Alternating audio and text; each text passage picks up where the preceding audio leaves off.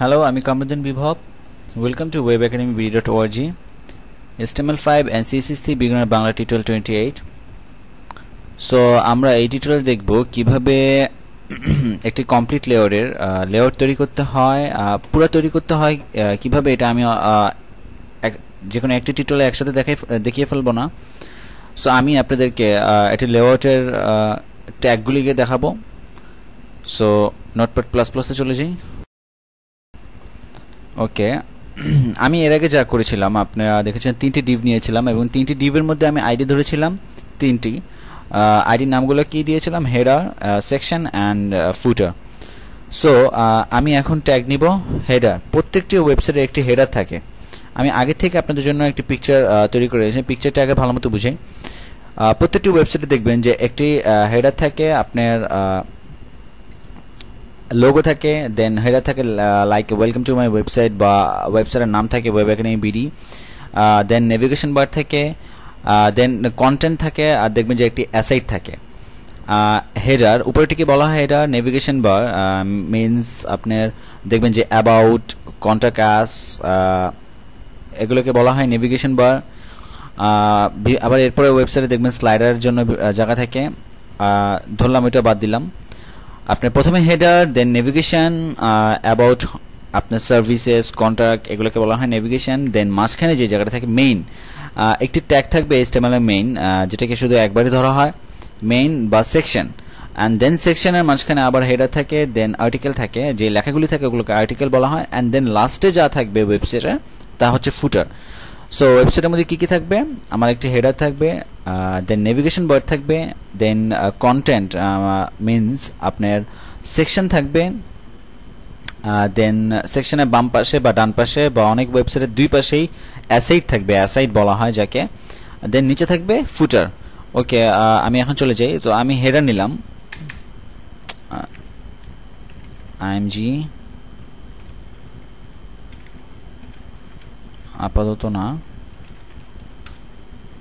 দেন H1,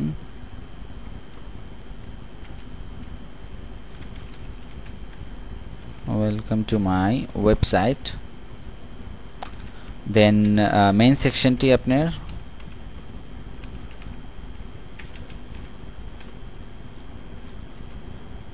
section,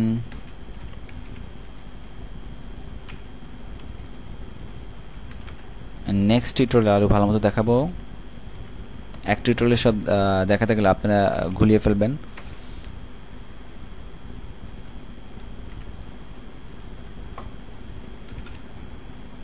দেন ফুটার,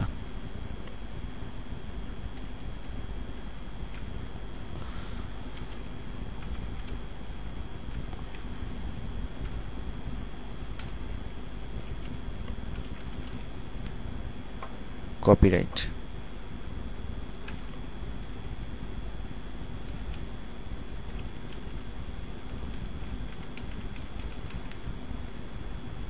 ও sorry, দেখবেন একটু ব্যাখ্যা হয়ে যাবে। এগুলো যখন করবেন হালকা ব্যাখ্যা হয়ে থাকবে। বা একটি কপি, দেন উপরে দেখতে পাচ্ছেন অ্যাড বুল, এটি ডট চিহ্ন, দেন আপনি অনেক সময় স্পেসের জন্য এই চিহ্নটি ব্যবহার হয়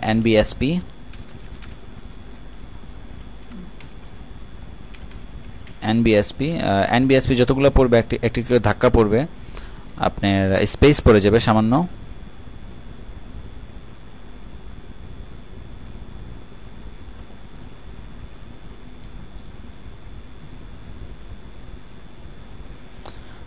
দেখেন আপাতত কোনো সেন্স ক্রিয়েট করতেছে না।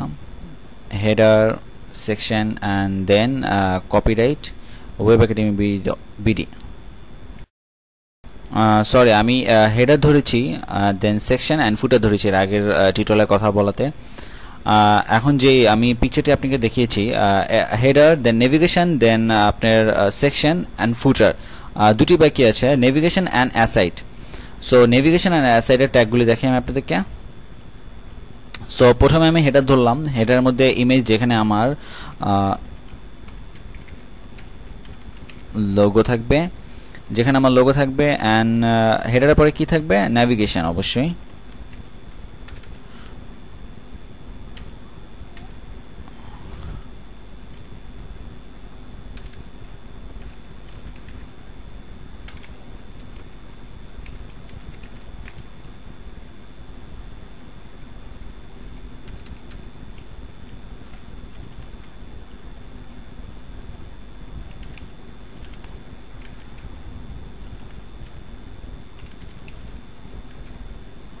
about contact us.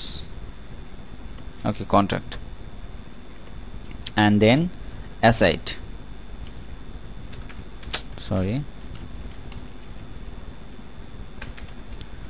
অ্যাসেটের মধ্যে আমি হেডার দিব,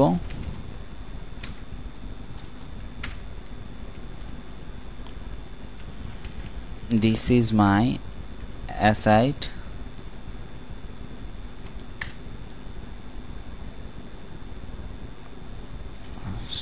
সরি h1 দিব আমি, আর অ্যাসেটের ভিতরে এত বড় ইয়া করা যাবে না, h2 দিই, অ্যান্ড আমি আমার কিছু কন্টেন্ট থাকবে, this is my aside content. So আমি এই টিউটোরিয়ালে আপনাদেরকে হেডার ট্যাগ দেখালাম নতুন, দেন নেভিগেশনের জন্য নেভিগেশন ট্যাগ, দেন অ্যাসেটের জন্য অ্যাসেটের ট্যাগ, মেইন সেকশনের জন্য section tag, or you can give also main tag. আপনি এখানে সেম এরকমভাবে মেইন ট্যাগ ইউজ করতে পারেন।